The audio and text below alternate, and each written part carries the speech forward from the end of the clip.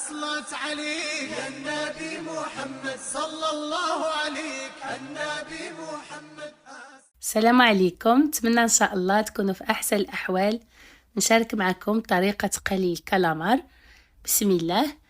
اولا كناخذ كالاماري، كنغسلو بالماء، كنقيه جيدا وكنغسلو فقط بالماء. كنقطعو دوائر فيهم سنتيم فقط، ما نغلضوهمش كتير، فقط سنتيم. كنغسلهم جيدا، كنوضعهم في شبكه، كنخليهم يستقطروا جيدا، نوضعهم فوق الورق كما كتلاحظوا في الصوره او منديل. كنشفوهم جيدا من الماء. الكالامار ما خصوش يبقى فيه الماء كما كتلاحظوا. خديت هنايا بلاستيك وضعت فيه السميد الناعم او الفينو، الدقيق الاصفر.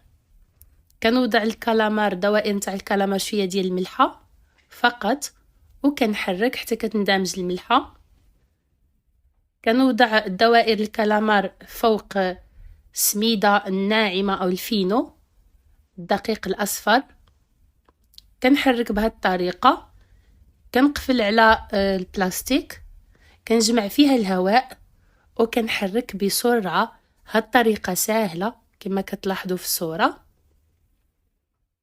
كنفتح على البلاستيك وكنوضع الدوائر نتاع الكالامار في شبكه.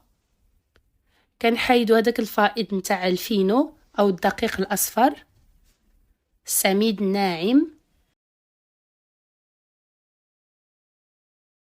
كتعملوا هاد الطريقه فقط بهدوء.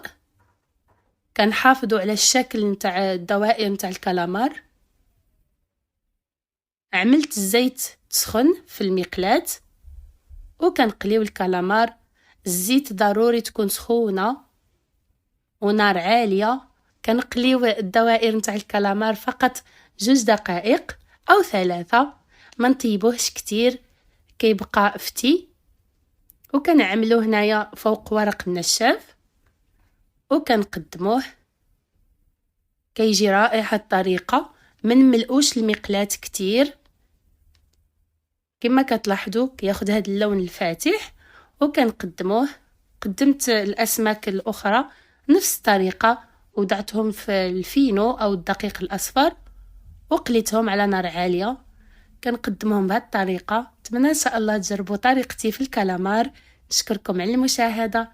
في امان الله. أصلت عليك النبي محمد صلى الله عليك النبي محمد. أصلت عليك النبي محمد صلى الله عليك النبي محمد. أصلت